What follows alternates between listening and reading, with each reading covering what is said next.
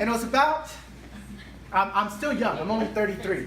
I'm still young, but about 25 years ago, when I was not in school, I was actually just across the grass here at the rec center at Bringle Terrace Park doing what was called sports camp.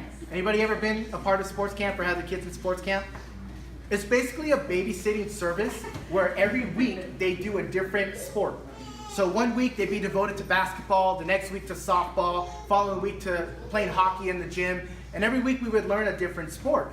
And I wasn't the most athletic kid in the world. God put me on planet Earth to preach the gospel, not throw a football. I don't have those skills. But my mom put me there because it was cheap and because it was free babysitting basically, and I could be part of doing something and meet new people. And I remember one day we got into a big circle, and the coach there, he made us go around and say what sport we did that was outside of sports camp. And some kid said, oh, I do Little League, and I've never done any team sport, never done Little League. And another kid said he did Pop Warner, and this one girl said she did gymnastics, and it got around to me, and I've never done any type of sport, but growing up, I love Kung Fu movies. Oh man, Bruce Lee movies, Jackie Chan movies, you know, even if they didn't speak English, just I will lament my father who shall die. Love that stuff. And the unnecessary noises. Do you really have to make those noises? You know? When they fly in the air fighting? I love Kung Fu movies, and all I wanted to be was Bruce Lee growing up. So I begged my parents to sign me up for karate classes, and eventually they gave in to me begging. So I got signed up for Taekwondo in Oceanside, which is a Korean martial art, and I think Taekwondo in Korean means kick your booty or something like that. It's an awesome art form. And so when the circle time came around to me, I said, well, I do karate classes. My sport is that I do martial arts. And my coach, he said, oh, that's awesome, you know, it's good to hear, great sport. That was good, but it wasn't good that I was the youngest kid at sports camp. I was only probably 3rd or 4th grade, and now everybody else who was older than me, all the 7th and 8th graders, found out that little Rudy knows karate, so it's going to be a great idea to start picking on him. So for a whole week, I started getting bullied. I'm just walking down next to the baseball field, and they would just shove me into the chain link fence for no reason at all. They did that old trick where their friend bends over, and then they push you over their friend multiple times. And then I tell the coach, I'm like, hey, these guys won't leave me alone. Okay, stop it. And then they wouldn't stop it. But finally, at the end of that week, me and a friend of mine, who was also one of the youngest ones there, we're playing basketball at a free time. And I was wearing a hoodie at the time, and one of the 7th graders, every time I would throw to make a shot, he would grab my hood and yank me down. Every time. So whenever I was distracted to shoot, he would yank me down completely. And then I was finally at a place where I was getting annoyed, but I was ignoring him. And I shot, and he grabbed it, and he wouldn't let go. So now I was feeling like I was getting choked, which I was. And that week in Taekwondo, I learned a move called the back fist. If you don't learn anything else today, you're gonna learn how to do the back fist. And what you do is you gotta stand like you're riding a horse, you know, center your body weight. And you pull your hand back. Look, I even remember the form. You pull your hand back, and I don't know why you gotta do this. I don't know if it's like leverage, but you basically swing your hand all the way to where your knuckles meet the face of somebody else. So I learned that move that week, and that's all I knew how to do when I'm getting choked. And so sure enough, I give it everything these skinny little Mexican arms had, and I just unleash on this dude's ear. I mean, it connected solid. His ear turned beet red, and I swear to you, it grew twice the size. And this kid who was like 1.5 feet taller than me just stood there like, the lips started quivering, he was fighting back the tears, and he just kind of did. And the coolest thing about it, other than hitting him, the coolest thing about it was that everybody in sports camp saw it. So as you can imagine, nobody messed with me afterwards. I walk around like,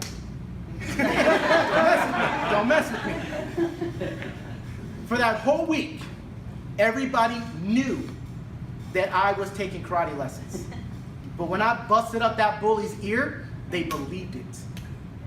They saw an experience, and now what they knew intellectually became a fear, and they believed it, and they left me alone. Their actions changed. See, today I'm starting a new conversation. I'm not sure how long it's going to go. I don't know how many weeks we're going to do this, but I want to begin a new conversation today called Believe. And the reason I want to bring a couple collections of some sermons about the topic of believing is because literally for the last couple weeks, every time I've opened up my Bible to spend time with God, the first verse that I read was about believing. About the power of believing, about the warning of not believing, about when you truly believe, then you see the fruition of the promise that God has given to us. And I finally got to the point where, like, I hear you, God. Okay, this is no longer just for me. This is something you've put in my heart to release to the people of Tribe. And, you know, obviously I want to do that as a pastor. If God is speaking something to my heart, I want to share it with you guys. But I believe that the word he's been giving to me the last couple of weeks is not just a word for me or not just a word for a sermon. It's actually to confirm what our church is all about. And I don't want to have you guys raise your hands and repeat this, but just think about this. How many here can confidently say what the purpose, the vision statement of Tribe Church is? Without looking at their Google website of Tribe Church TV.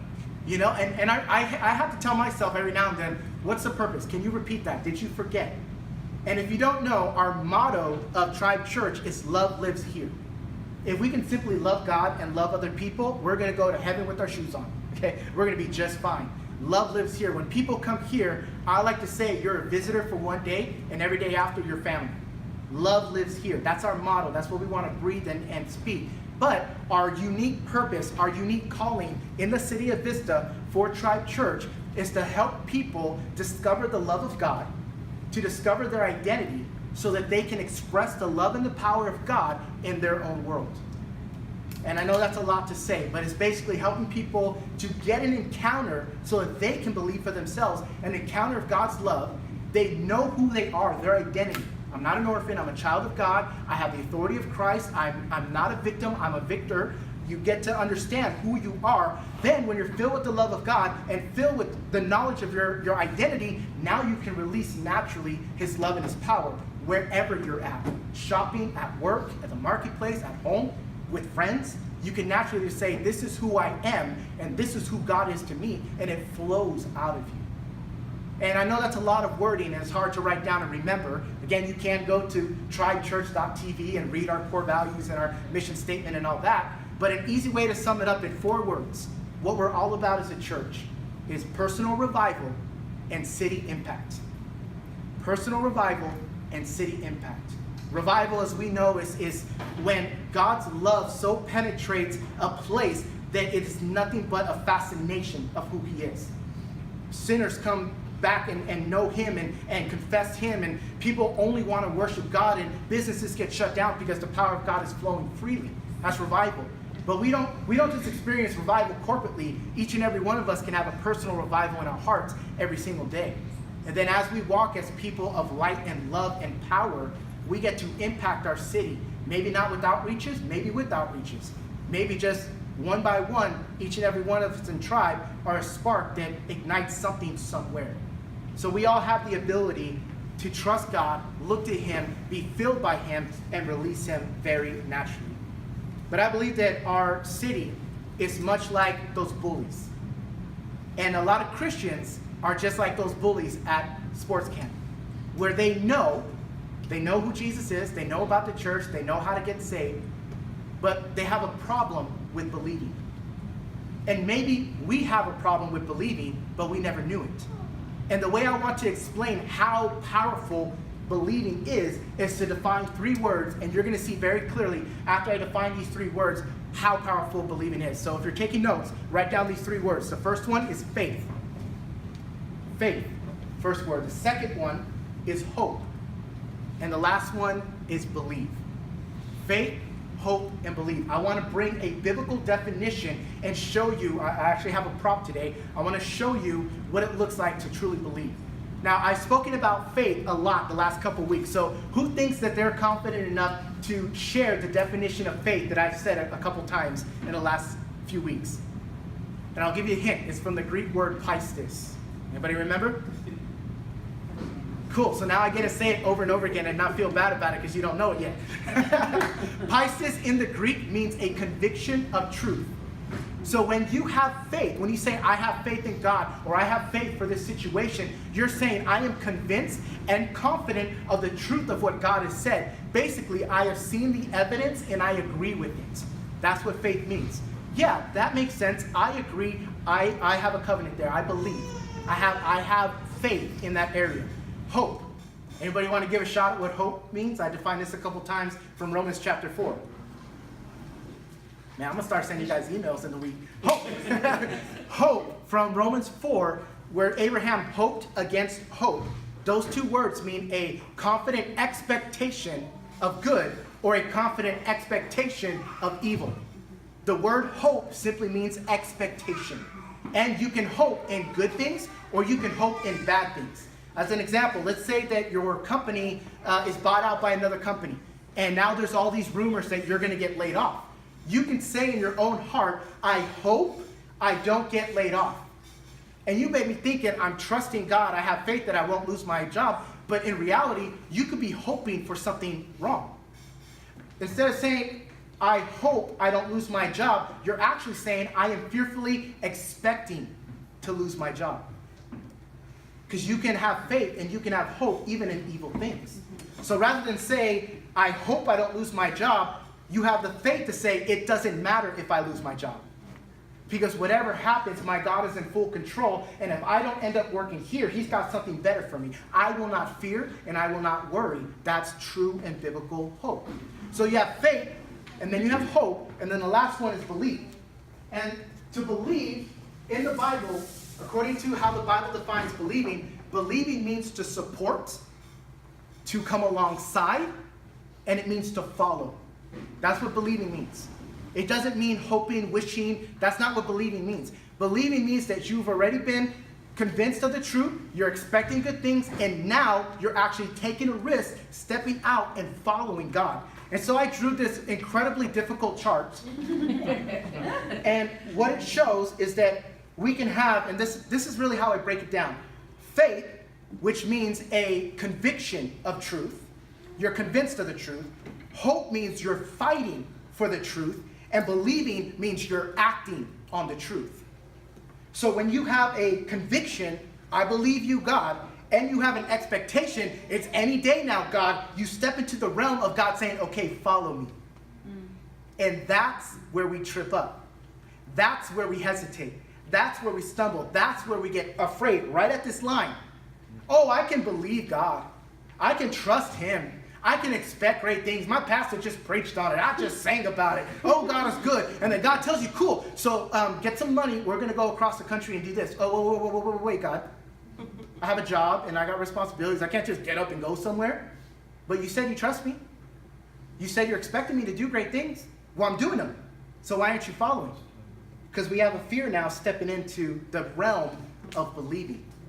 But when you have a genuine conviction of truth, and you're expecting the goodness of God, that bursts the opportunity for believing.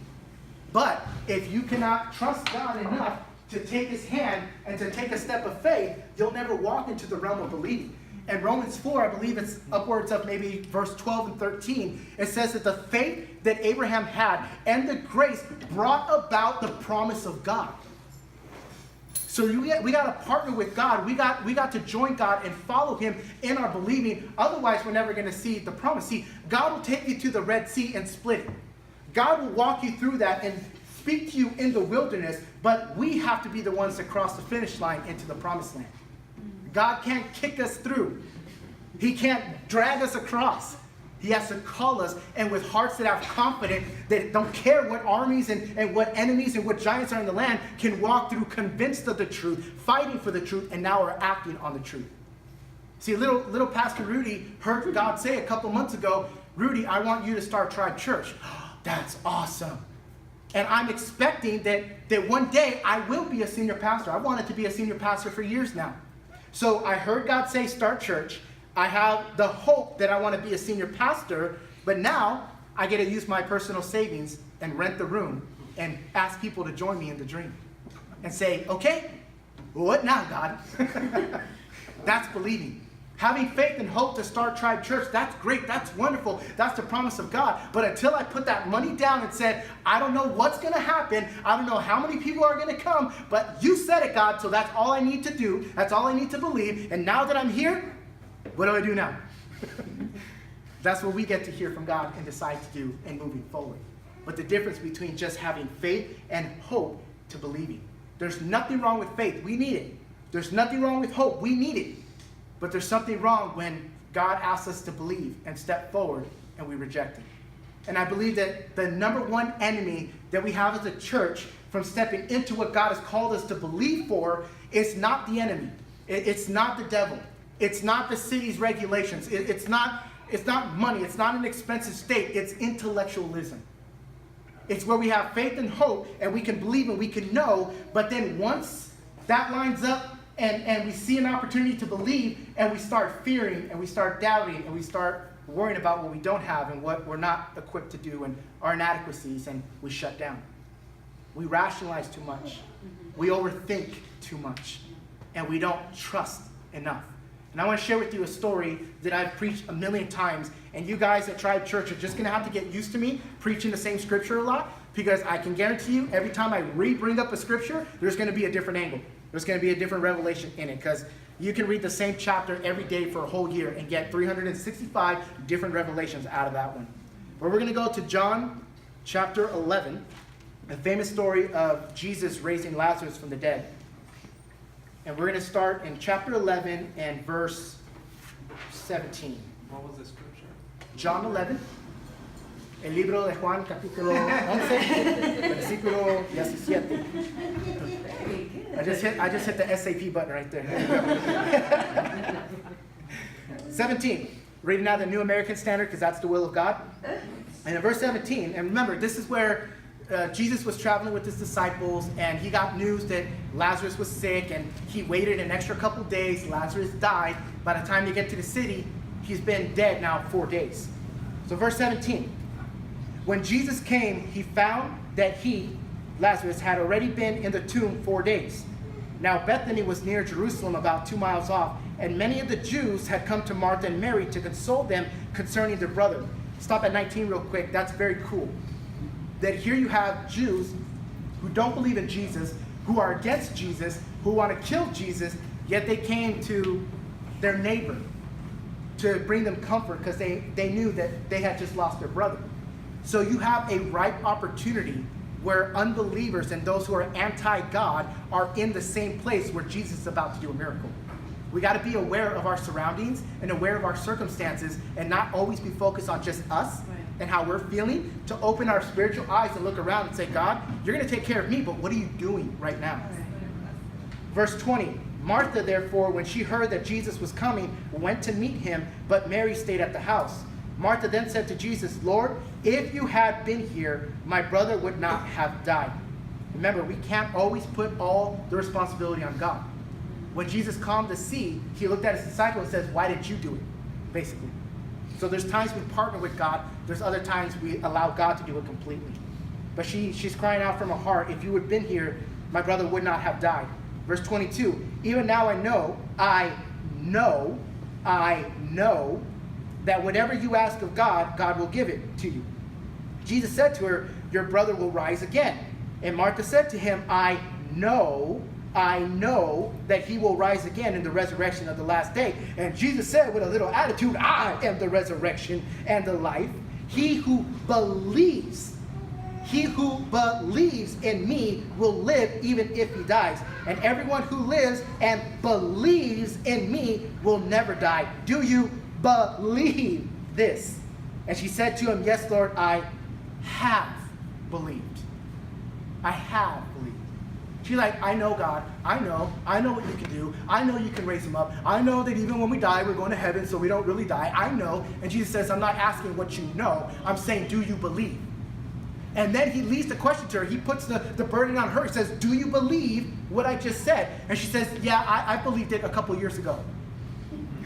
I got saved when I was 9. I remember the promise he gave. I believed. I'm not asking you, have you believed?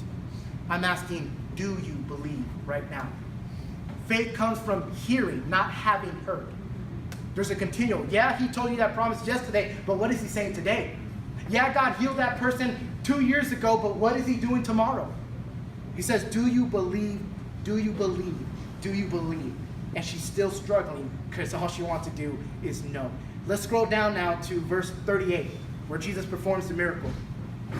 And Jesus, again in verse 38, Jesus, being deeply moved within, he's moved by love and compassion. He came to the tomb. Now it was a cave and a stone was lying against it. And Jesus said, remove the stone. Imagine you got a bunch of antichrists basically. I'm not knocking on Jews. I'm knocking on the religious system, the Pharisees, Sadducees, and so forth. You got all these antichrists basically who are against Jesus standing there, and he says, there's a dead guy in there for 4 days. Take the stone away. Like, this guy is crazy. We have every more of the reason to kill him. He wants to open up and go, it's nasty in there. Why do you want to do that, Jesus? And came to the cave and the stone was lying against it. Jesus said, remove the stone. Martha, the sister of the deceased, said to him, Lord, by this time there will be a stench, for he has been there 4 days now. And I love this. Jesus just looked at her and said, look what I'm capable of doing. Do you believe?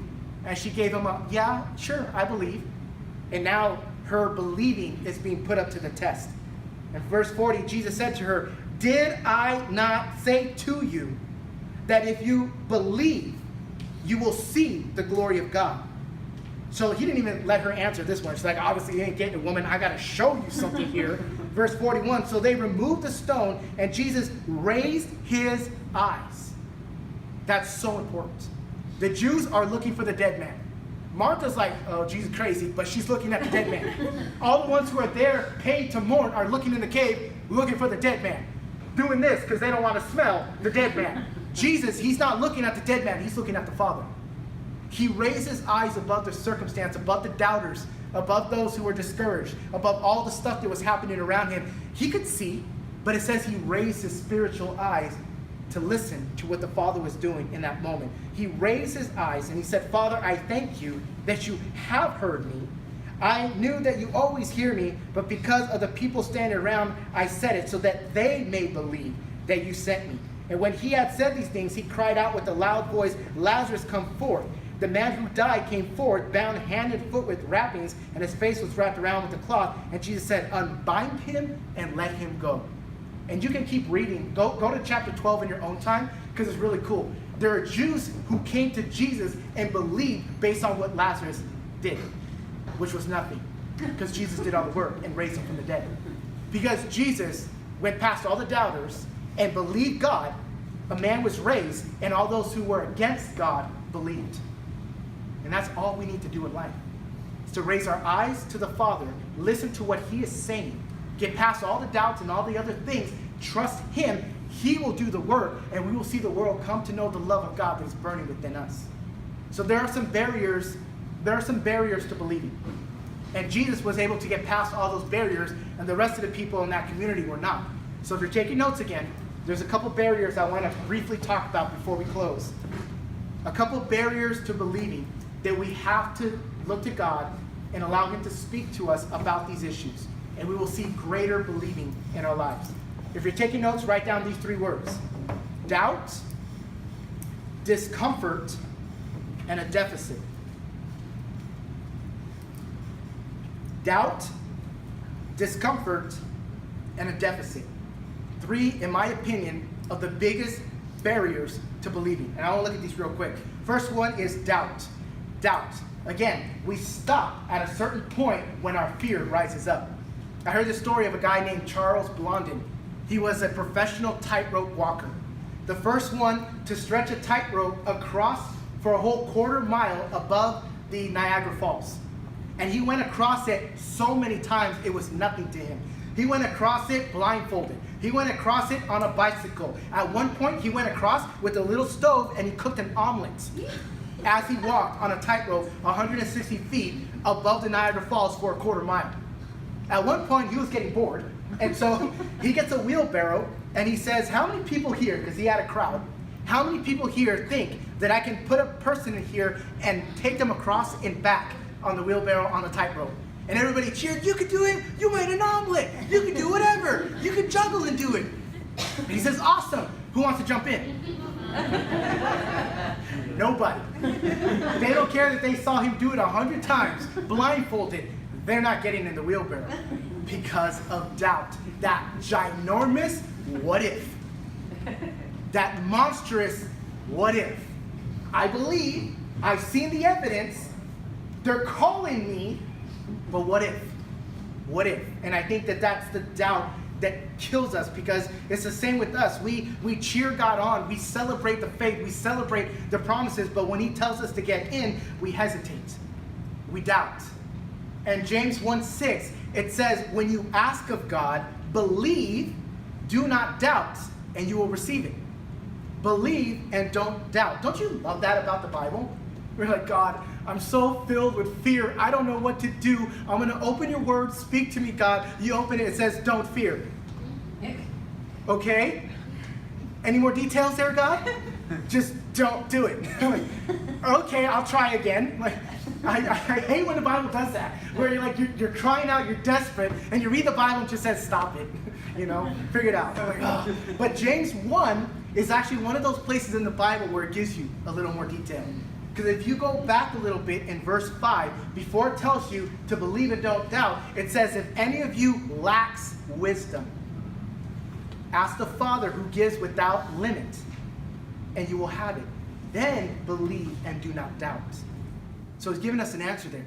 If we come across a place where God is calling us, we agree with God, we believe God, but we're too afraid to jump past that line and follow God, it says ask for wisdom. So you'll get past your doubting.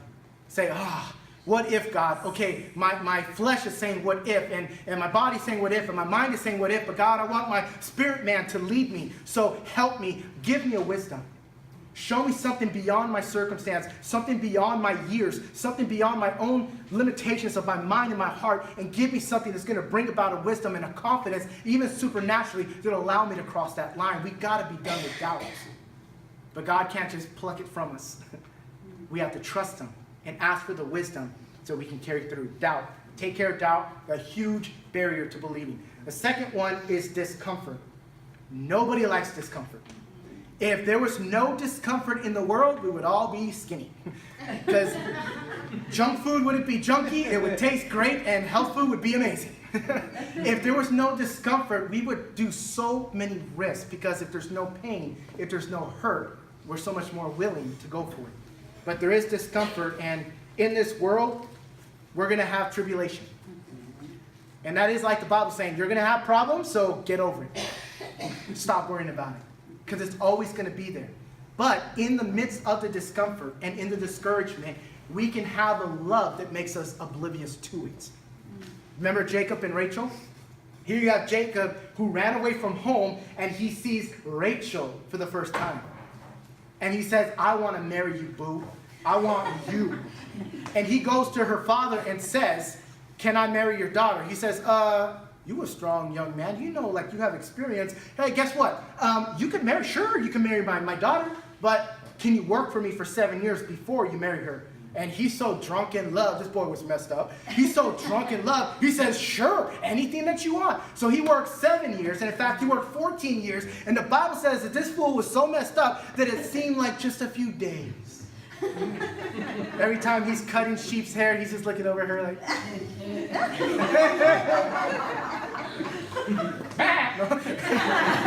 He's so oblivious to the work and the toil and the labor for 7 long years. They didn't have labor laws back then. He probably worked 7 days a week. But he was so oblivious to that because of the love that was in him. And I say that we're going to face discomfort. We're going to go through trials. But what is a trial if you're not feeling the pain of it because you're only feeling the love of God? What is a discomfort if all you feel is the comfort of God? 1 Peter 5:7, which is one of the 5 verses that our kids are learning in children's church this morning. They're actually taking these home. The scriptures that I'm telling you, they're taking home to look over and to study and to pray. But 1 Peter 5:7 says, cast all your anxieties on him, because he's the fixer, because he's the best God ever, because, no, he cares for you. We can give our problems to God not because he's obligated. We can give our problems to God because he loves us. And I'd rather have somebody take my problems that loves me than somebody who has to deal with them. And God loves us, so we can be so drunk in the Father's love that our discomfort seems oblivious. When you have a passion, when you have a dream, when you have a promise that God has given into your heart, what are the issues, the obstacles that you have to go through? I had to work in a factory. But what is that when I have a passion? Okay, but for a while, I'm going to complain a whole lot until God helps me to get my heart in the right place. but it's one of the obstacles. But when I come home and I talk to my church people and I prepare sermons, there's a love there that helps to eclipse the discomforts that I need to face in life. And the last one is deficit. Deficit. Sometimes we don't believe God because we feel empty. We feel inadequate. We feel unprepared. We feel like we don't have anything that we need to accomplish this. But the reality is we have been given everything in God. And if it's all about Jesus, why are we so worried about ourselves? If it's all about God and what he's going to do, why are we so concerned about what we can and can't do? It should be all about what he can do, and I'll offer up what I'm able to. And Ephesians 1:3 says we have all the spiritual blessings in the heavenly places. We are told that in 2 Corinthians 9:8 that God has given us every grace for every good work, and we can abound in every good thing. There's no limitation when you are in the Spirit, but sometimes we don't believe because we're focused on ourselves, and we feel about the inadequacies, or we wonder too much about what somebody else is going to think. And I think it's not just, and I believe, it's not just an individual issue, it's a church-wide issue.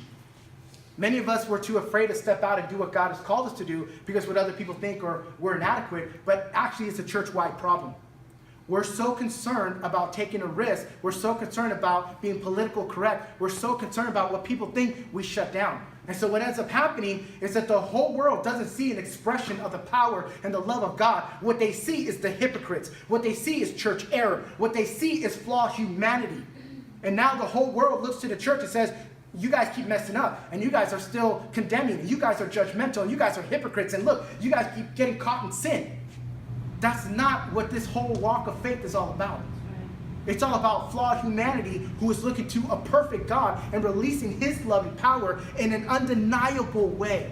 A get out of the tomb walk because you were just dead kind of undeniable way. And when the whole world, even the Jews who don't believe in God, even the naysayers, even the religious folk, even the political parties, when they see that, they have no other option but to believe. But Lazarus didn't have to do a thing. He was dead. It was God who did it, and it was Jesus who believed. We got to get rid of the idea that we're in a deficit and give the world what it's been dying for. I was preparing last night a couple other thoughts, and I was YouTubing a lot of hymns. Sometimes I get in an old funky gospel mood, and I like when the preacher, he's preaching, but then he gets all fired up and the organist is going, and then he goes into a song. Oh, I love those moments. And so I was watching a whole bunch of those last night, and it led me, the autoplay led me to Oprah Winfrey. I said, what in the world? How do I go from a pastor singing on the pulpit to Oprah? That's a huge chasm there.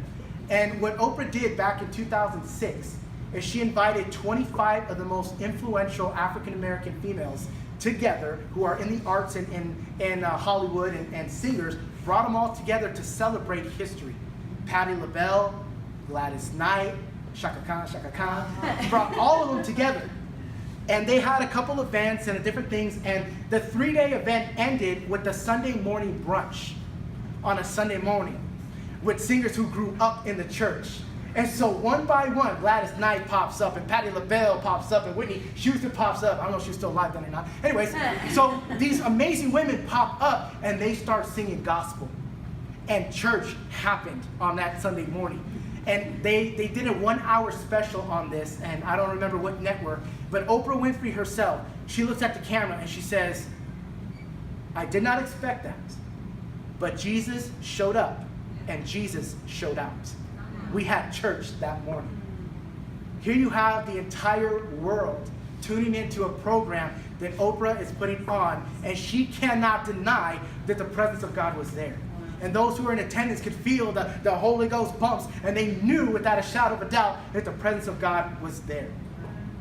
See, we have to be people who can trust God enough and believe enough that we can go past just having faith, past just having hope and expecting good things, but opening and raising our spiritual eyes to look at what God is calling us to, and to have the audacity and the courage to trust Him enough to step into that calling. The power of believing is critical. I mean, last week, we wouldn't have seen a shooting if that shooter believed God and didn't believe in the lies that were in his head. It's that critical. It's that life or death, in my opinion. that we can believe enough to see this entire world turn and come to know God, or we can continue to neglect and be fearful to the point where people listen to the lies and to the wrong expectations, and we see bad things happen. Guys, we can be part of joining and partnering with God to release his kingdom into this world on earth as it is in heaven. So the next couple weeks, I want to explore how to get past our own limitations, our own boundaries. And honestly, I don't have this series lined up.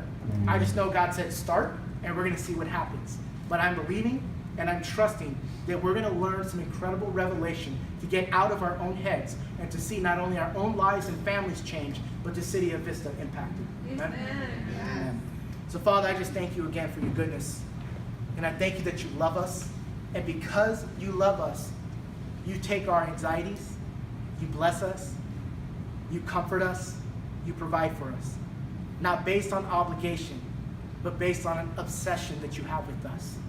So God, as we start this series, as we begin this conversation, Lord, would you speak not only to my heart, but to the hearts of my brothers and sisters here, that we would walk and explore and pray and journey together to see, God, how we can be completely unlimited in our faith, to dare to believe you for not just great things, but for mighty transformation in our hearts, in our marriages, in our workplaces, and in our city. God, we lay these things at your feet. We place our desires into your knowledge, and we ask that you would lead us. And when you call, God, that you would give us a courage to follow. We thank you, and we bless the rest of this day. In Jesus' name.